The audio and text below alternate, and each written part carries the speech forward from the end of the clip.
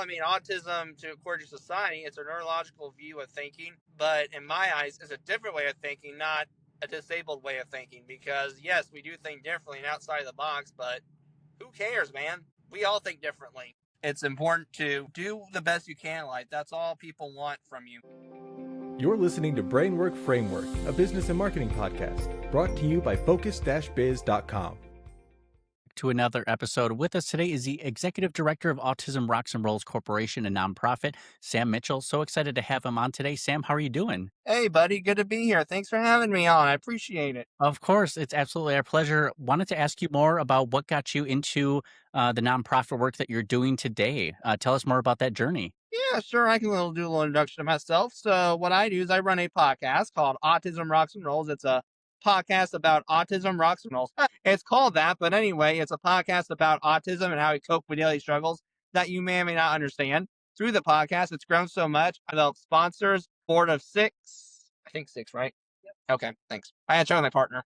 I do events in Indianapolis where I'm from, and I do motivational speaking tours. I've spoken all the way top in Canada to the bomb south in Orlando. That is incredible. Thank you. So now all this work that you're doing, tell us more about, what autism is and what it's like having it and your experiences with it. Well, I mean, autism, according to society, it's a neurological view of thinking, but in my eyes, it's a different way of thinking, not a disabled way of thinking. Because yes, we do think differently and outside of the box, but who cares, man? We all think differently. That's right. Absolutely. Yeah, we all think a little bit differently. And what some people may consider a disability, other people may consider it, an extra special ability.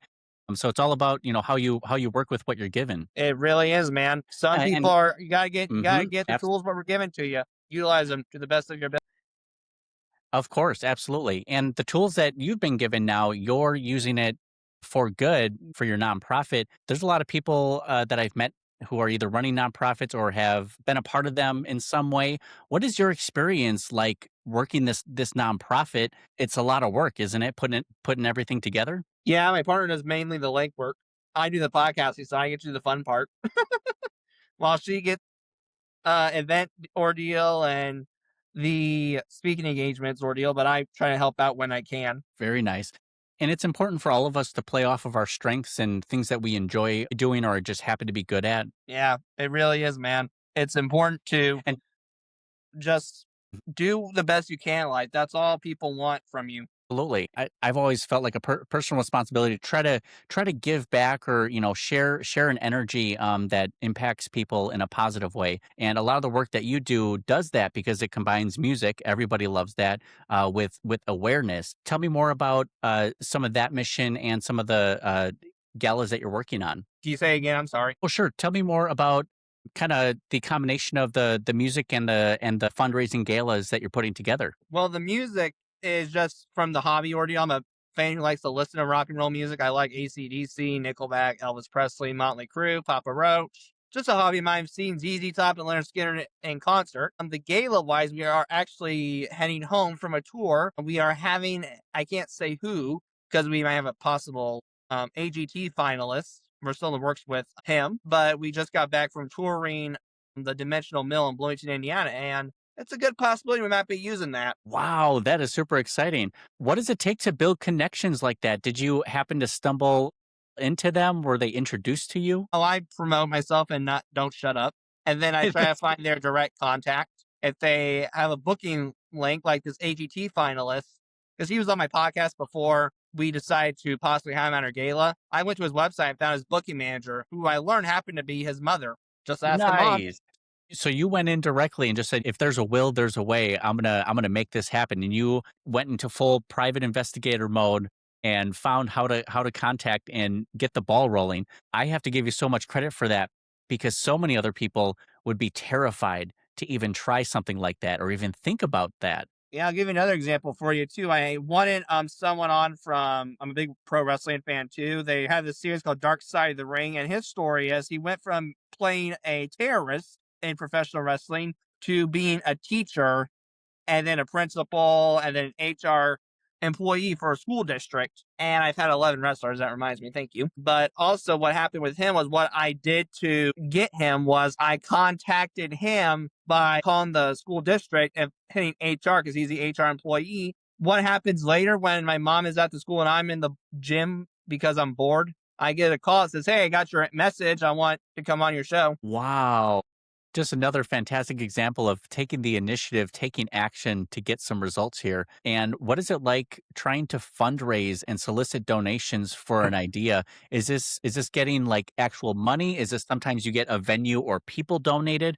What is that Um, like? it's a lot of legwork. It depends on who I do offer sponsorships through my podcast. They get advertisements like 15, 30, and 60 seconds. I mean, sometimes it's literally staying outside of Walmart, which is where we're at right now, in case you're interested. I know it's kind of hard to peek. I can't show you the Walmart sign, but Nice. sometimes we stay outside of Walmart, at a gas station to get the money.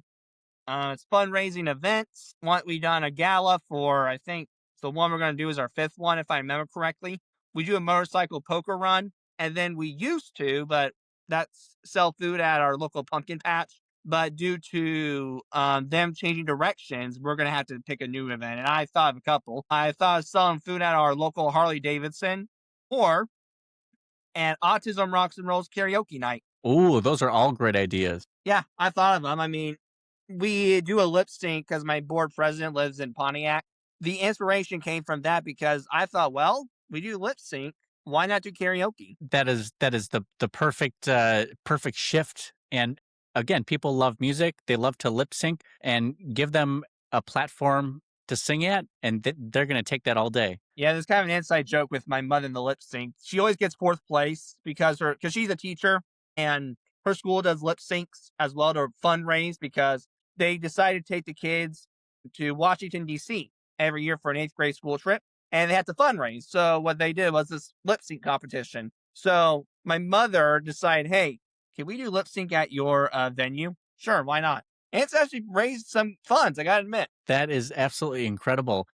And what is the most effective way for fundraising and soliciting donations? Do you find people just can't stop giving you money for sponsorships are one, but money and help is also great too. Well, I've always been, I know there's a lot of ways of advertising with social media, but I'm very kind of old school and have used social media. It's a great advantage.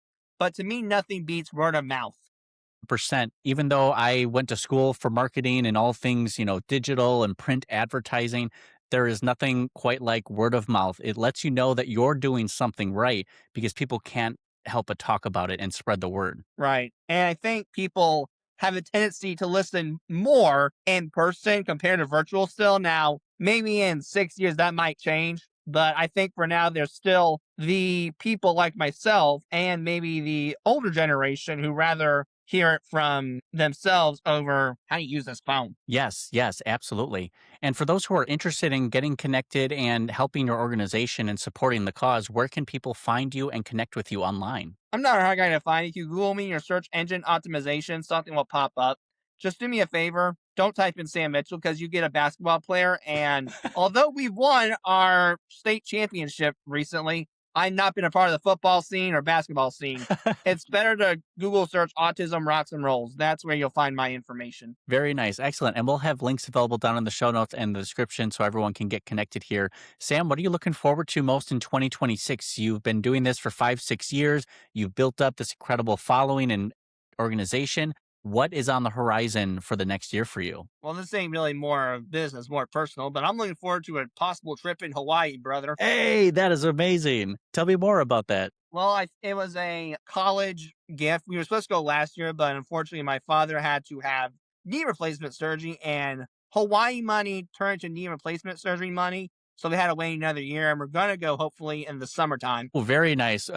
That's smart just to take time off and shift the funds for the family where it's needed, but to keep that on the horizon and get some time off and just enjoy some nice warm weather.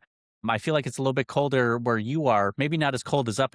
No, it's cold. It's Yeah. 26 degrees right now in Indiana. Oh, we're in Wisconsin, so we have that negative 20, 30 wind chill going on right now. So we're Yeah. we're we're staying as cozy as possible. Right. Fun fact, I did speak in Wisconsin once upon a time last year at a special ed conference at the Kalahari Resort in Wisconsin Dells. I Oh, don't know cool.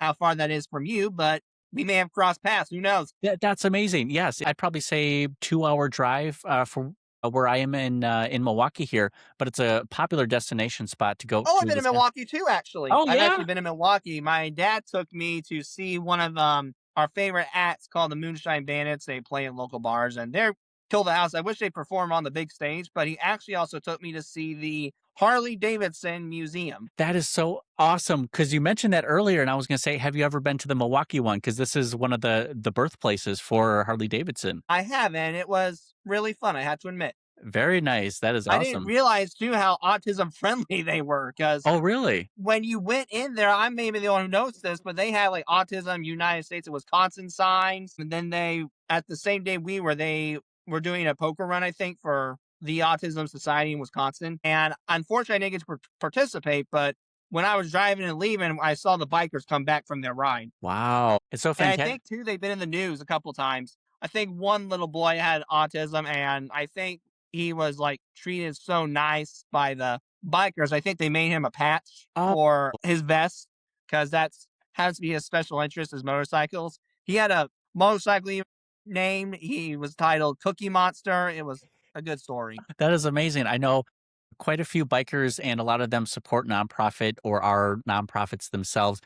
And they definitely have, the sense of love, family, community, supporting one another. So to see that sort of that outreach and love shown from them is kind of the heart of bikers, and I think just some of that Midwest friendliness that we share with each other. Right. And I definitely visit the museum again. It was really good, entertaining, fun fact museum. Nice. And if you're ever back in the area again, feel free to shoot me a message and let me know because we can always get a second episode on the books. And in the meantime, I wanted to ask you about positive people and influences in your life, like mentors, people maybe you want to send a shout out or what kind of opportunities they opened up for you.